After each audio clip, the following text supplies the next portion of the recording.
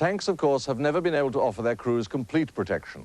Indeed, part of the story of the tank has been the deadly competition of technological development.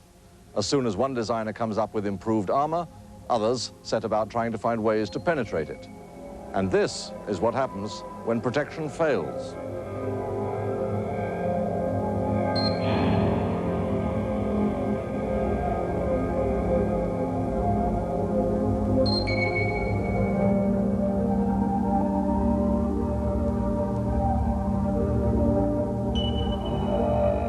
This Israeli tank dump gives us a glimpse of what happens when a shot strikes home, but not the unforgettable sight of a tank catching fire. For the moment, you see a cloud of smoke goes around it, and then there's nothing, and then all of a sudden, from where the hole is, smoke starts to come, and then the smoke gradually increases. It's just like lighting a bonfire in the garden. Up it goes, the ammunition catches, the petrol catches, and then it's a ball of fire. And when that goes, that's quite a frightening sight. We got hit with an 88, right in the middle. The two in the front got killed. The tank commander got out. I got out, and I was burnt. I lost a part of my ear, and I was burnt on my arm. Anyway, I rolled off the back of the tank. But the radio operator had to come out after I got out, had to go underneath the gun and come out. He never made it.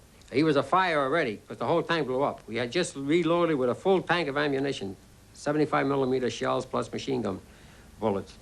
And as he came out, he was aflame. They did him a favor. They sprayed him and they killed him. They finished him. If a tank had brewed up and any member of the crew was in the tank and they were burnt, that smell of burning is once again a smell that stays with you. Even nowadays, I hate the smell of burning flesh. If the oven gets a bit hot at home and the meat gets cooked a bit too much, I don't like it. It's a horrible smell. Anti-tank guns grew deadlier as the war went on.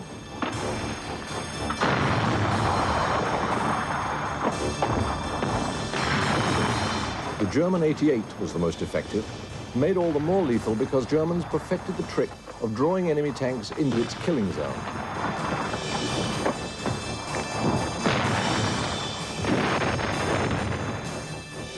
The greatest of the tank killing zones of the Second World War was to be laid by the Russians for the Battle of Kursk in July 1943.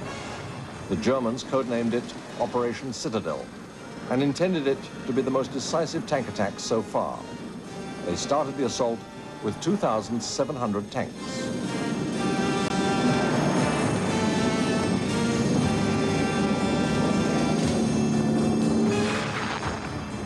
The Russians, who had long been expecting the attack, had prepared one of the strongest defensive positions in the history of warfare. 6,000 anti-tank guns and millions of mines. The German fighting machine was ground down by the weight of fire.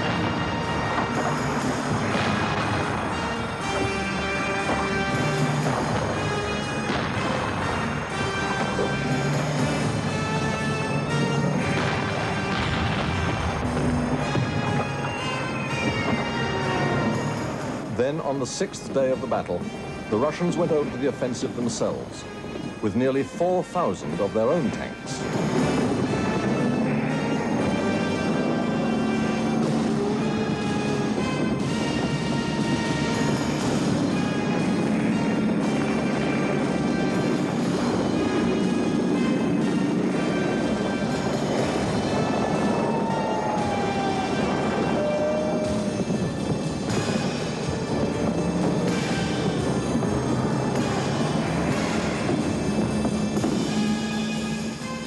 Thousand German tanks were destroyed. The carnage at Kursk revealed all too clearly how vulnerable tanks were when they were launched at strong anti-tank defenses.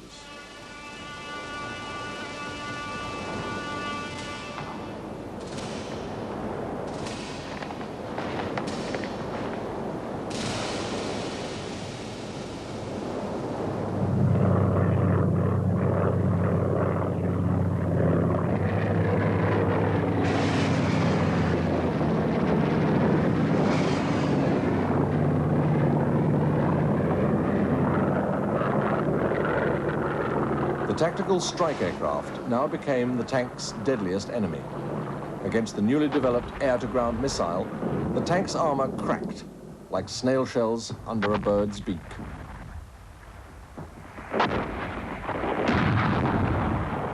Soon, the tank had to fear infantrymen, too, who had acquired a miniaturized anti-tank weapon. A brave soldier could now kill a tank single-handed. The threat of the missile has had its effect on post-war tanks. Now their armor is sloped at steeper angles to deflect attack, gapped to absorb chemical energy, layered to shatter solid shot. But missiles can still do terrible damage, as Israeli Tank Commander General Yossi testifies. My tank was hit by a Sagar missile, wire-guided missile, on 12 October on Tel Shams in the Golan. This British swing fire is the equivalent of the Sagar. We fight with open hatch. I was with half of my body outside, operating the machine gun. When the missile arrived, I was entangled in the wires. It was a wire-guided missile.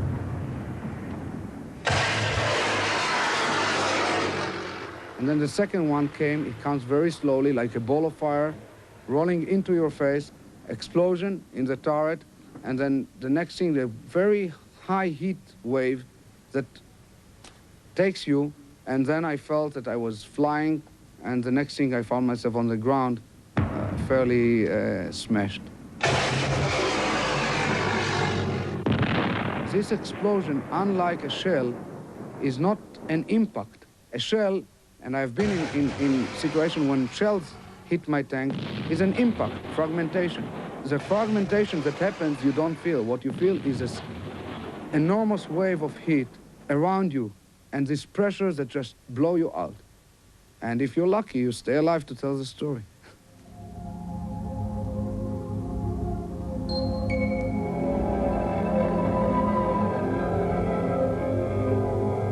These ruined tanks from 3 Arab-Israeli wars show all too clearly what happens when protection fails. And they are the grim proof of the second principle in every tank's design: firepower.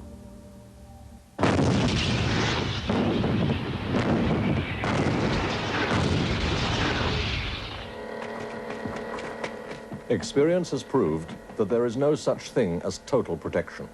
To survive, a tank crew must control the means to destroy its attackers. It must have mighty firepower.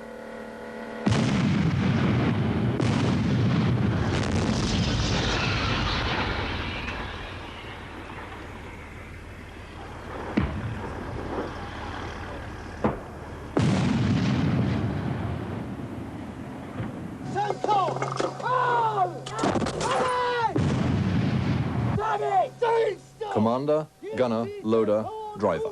The first 3 are involved in firing the gun.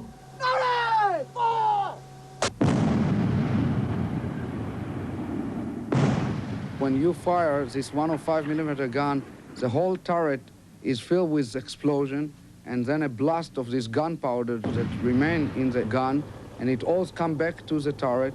And after the 3rd shot or the 4th shot, the crew inside hardly breathes, and the gunner has to manage to make corrections of half of a meal within this kind of noise. And it's very, very tough on the individual.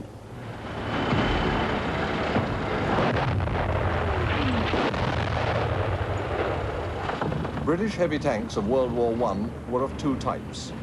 One was armed only with machine guns in its role of supporting infantry. The other, designed to destroy strong points, had machine guns and a 6-pounder naval gun.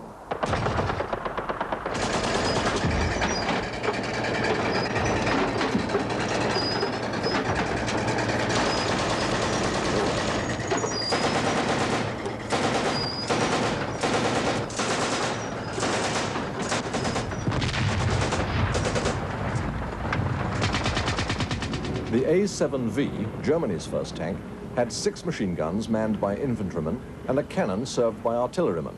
The engines were supervised by sappers. So there was a total crew of 18. With so many men to accommodate, the A7V was a large and clumsy vehicle. Small wonder it did so badly in the first tank-to-tank engagement in history on April the 24th, 1918. Manoeuvring to avoid British fire, it overturned and was abandoned by its crew. Appropriately, its opponent was No. 1 tank of No. 1 section, A Company, 1st Battalion, British Tank Corps.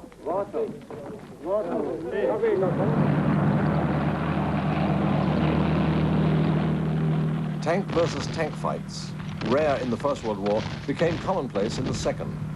The caliber of the tank's main armament climbed steadily throughout the war, with the Allies lagging behind the Germans.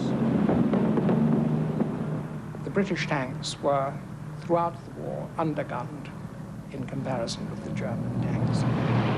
To deal with an enemy Tiger, it was necessary to come within something like 200 to 300 yards and place armor-piercing shot either through the turret ring of the German tank or through the periscopes.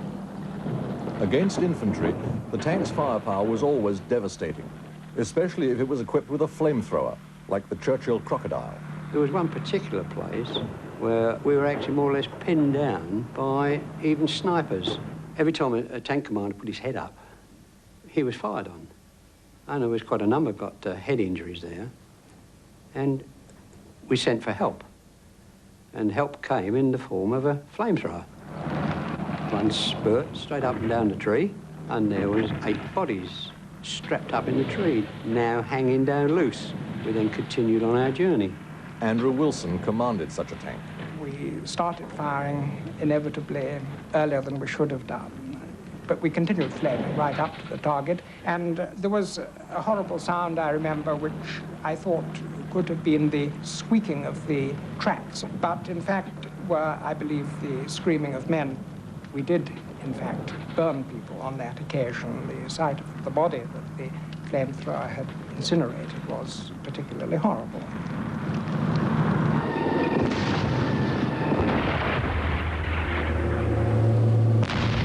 Since the Second World War, the tank's main gun has become even more powerful.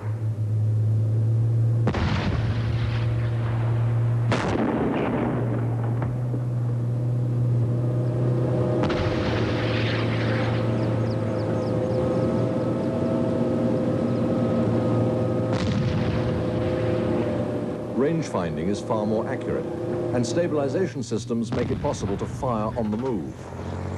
The gun, which is a major weapon system, the 2 machine guns, in our case the 3 machine guns, the mortar that we put, the immediate smoke, the hand grenades, the personal weapon systems that you hold, all this give you, with your 3 other crew members, a firepower equivalent to a full infantry company. You can really aim this fire, and that's the main role of the tank, to move around the battlefield and to bring this firepower under the possession of 4 people, directed to one target and win the battle.